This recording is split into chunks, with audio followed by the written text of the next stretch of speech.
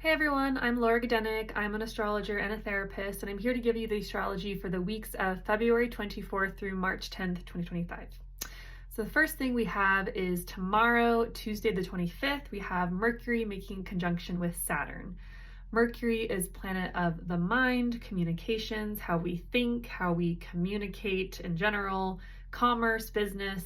Saturn is limitations, struggle, difficulty, long-term thinking and planning, commitment.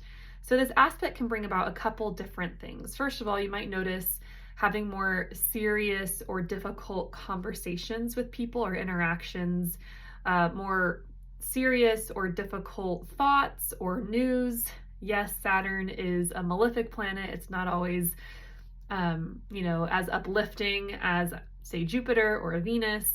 So you might even feel a little bit heavier, or things have a little bit more of a serious tone to them. Things might feel limiting or restrictive.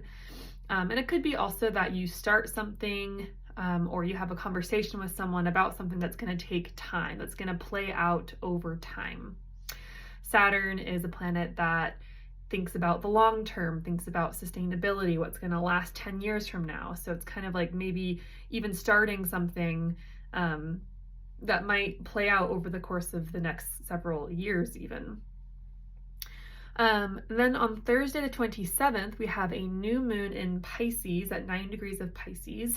New moons are about new beginnings, planting seeds, and it's likely that you won't see the fruits of the seeds planted until 6 months later when we have a full moon in Pisces. But thinking about the house in your chart that contains Pisces and those themes, those topics, what seed are you wanting to plant around your Pisces house in your personal birth chart? It's also a time of quiet contemplation and maybe a little bit more solitude. New moons are always a little bit more of an internal time, and it's a good time for reflection. On the same day, Mercury makes a sextile to Uranus. Remember, Mercury is about the mind, communications, and Uranus is outside of the box thinking. So this is also a day where you might have inventive ideas or creative thinking.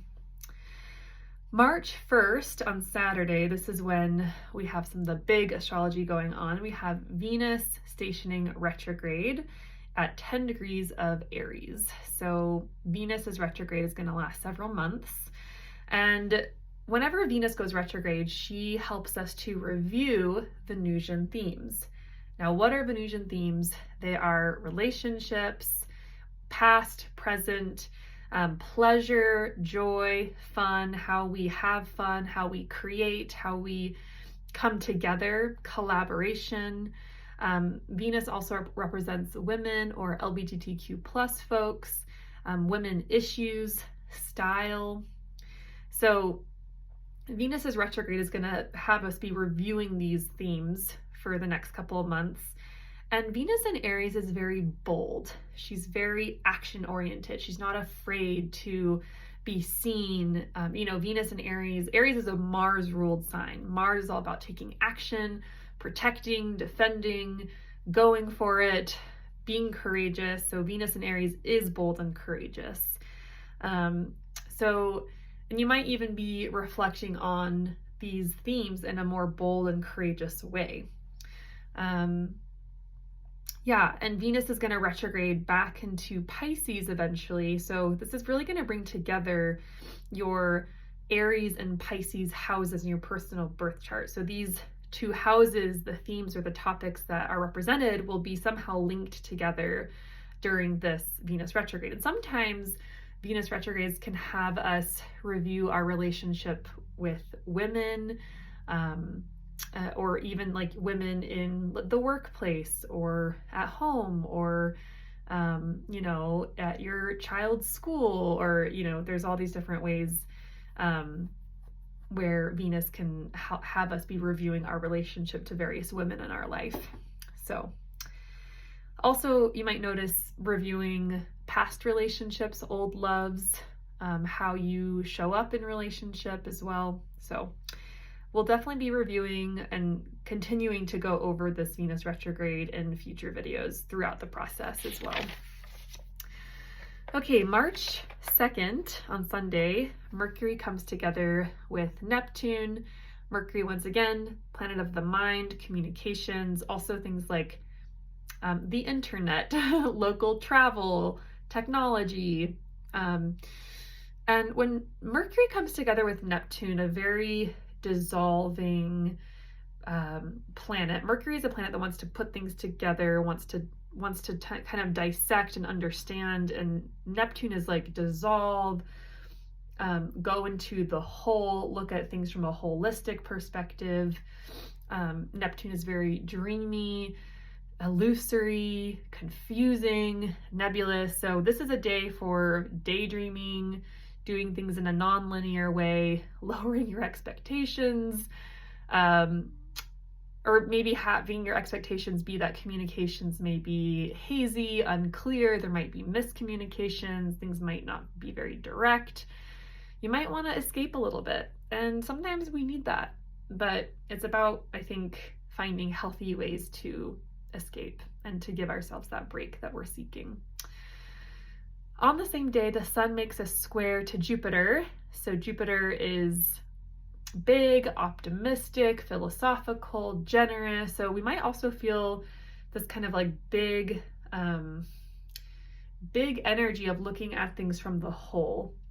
We might be feeling optimistic, big picture focused. We might be feeling a little bit grandiose, or thinking we can do more than we can, or we take on more than we can. And it's definitely not recommended, especially as Mercury is coming into a conjunction with Neptune. Really, we want to go with the flow. We want to rest. We want to, do something kind of meditative, or where we can get lost in something, maybe a book or a movie or something like that.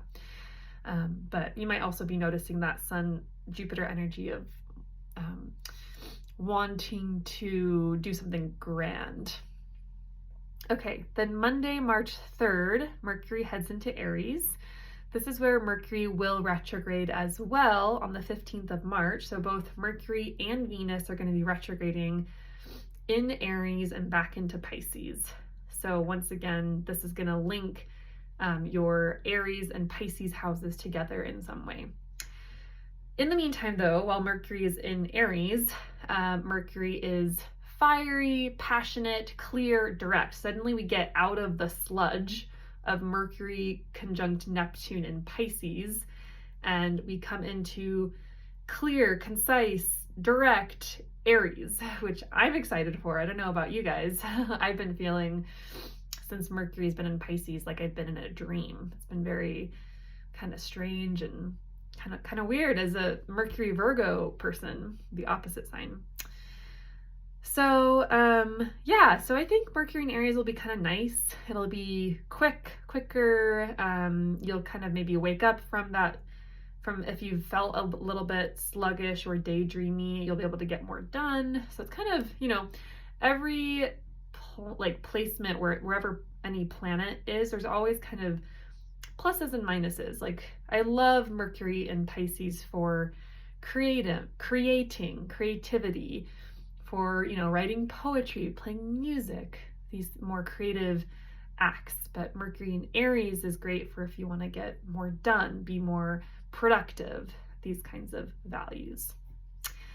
Okay, Wednesday the 5th, Mercury makes a sextile to Pluto.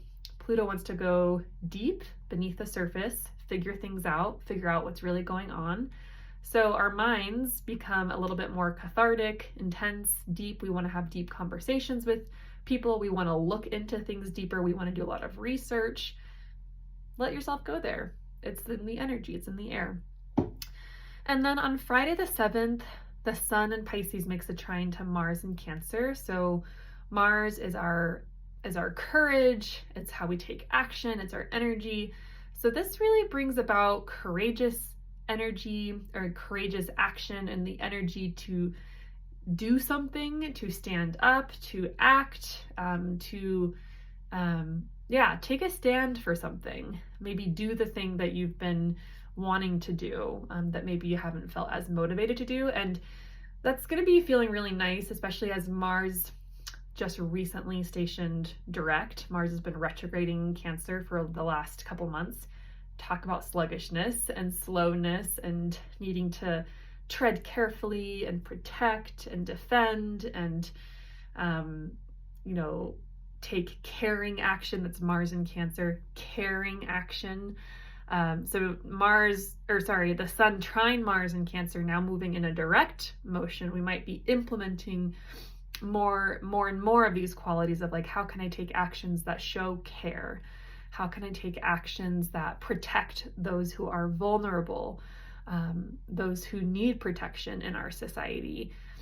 What can I do to kind of like defend against the forces outside who are kind of a danger to my sense of safety and security? So any sort of like activism on this day, like volunteering at a food bank or something like that, would be very in line with the energy astrologically. Defending your home, if there's been any sort of like home repairs, Mars and Cancer being a sign about home. I think about Mars and Cancer as like aggressive cooking to share with all your neighbors or your loved ones. Your Cancer rules over the stomach and food and nourishment, and Mars and Cancer is like, yes, I'm gonna do this thing. So that is the astrology for the next couple weeks. Hope this was useful. I'm available for readings if you're interested in how this astrology lands for you personally, because it really is quite different for each person. So please reach out if you're interested. Otherwise, I'll be back with another update in the next couple weeks, and I hope you have a wonderful fortnight and new moon. Take care.